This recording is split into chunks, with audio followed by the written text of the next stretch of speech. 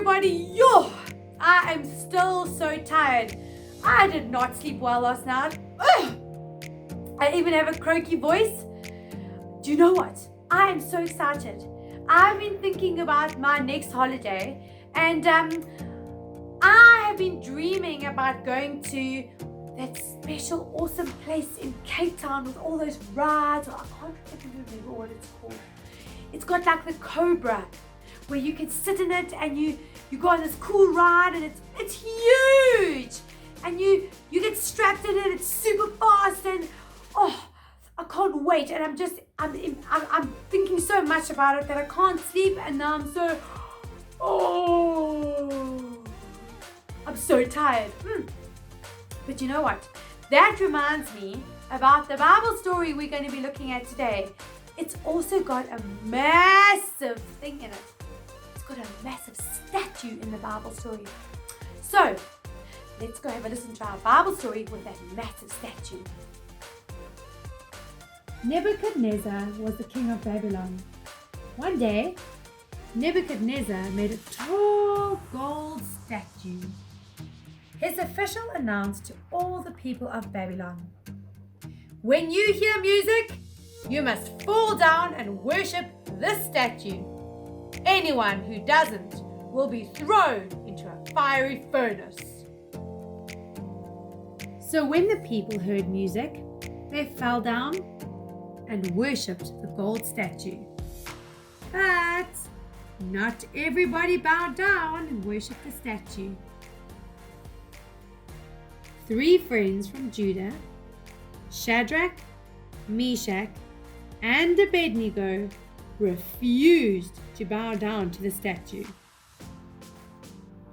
Some men complained to King Nebuchadnezzar.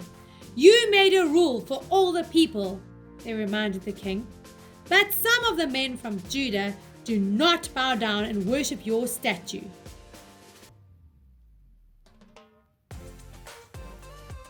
This news made King Nebuchadnezzar angry.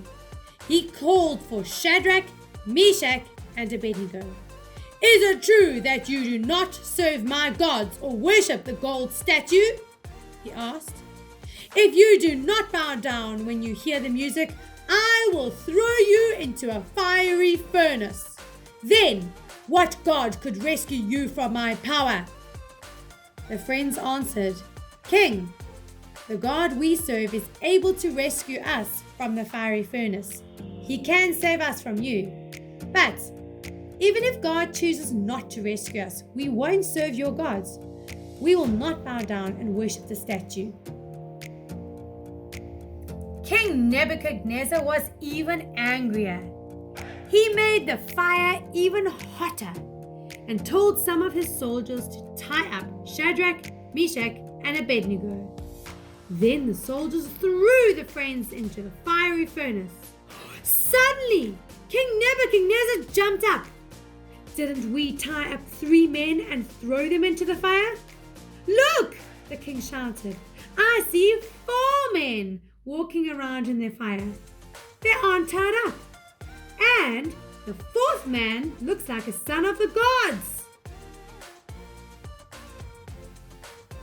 Nebuchadnezzar quickly went to the door of the furnace. He called out, "Shadrach, Meshach, Abednego, servants of the Most High God, come here."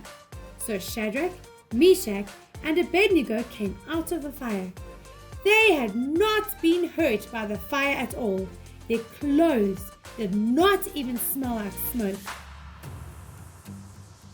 Nebuchadnezzar praised God. The God of Shadrach, Meshach, and Abednego sent an angel and rescued his servants.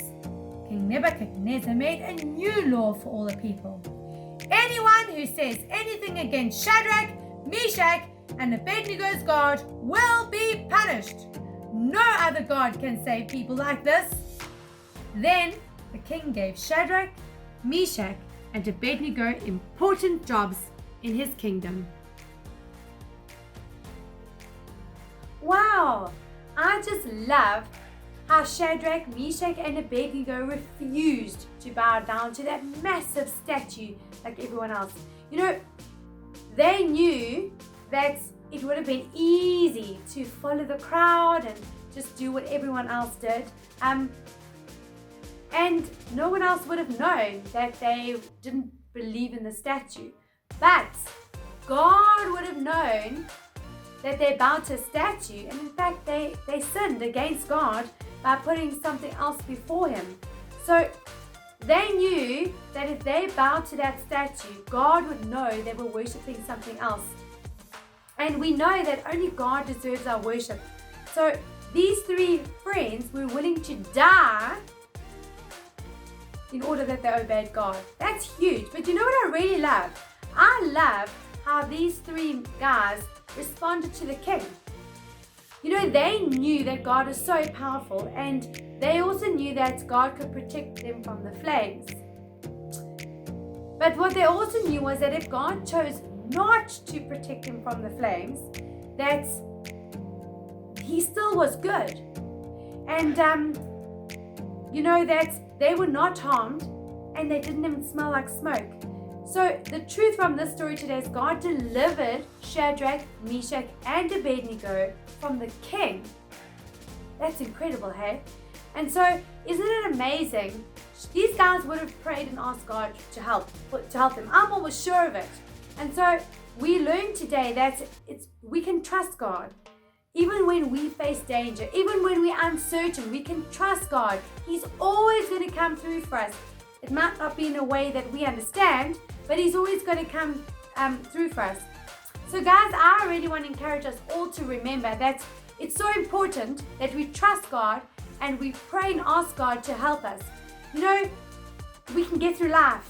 These guys had it tough, eh? So we can get through anything in our difficult day. Even if it's a challenging day at school when we're just tired, we can call on God. He will definitely help us.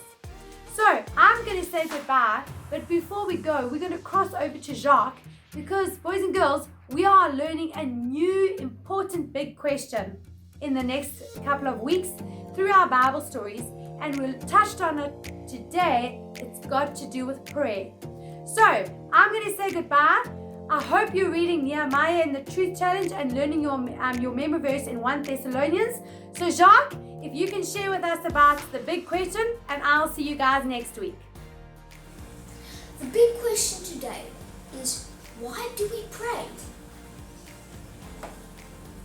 We pray because we trust God and we know He hears us.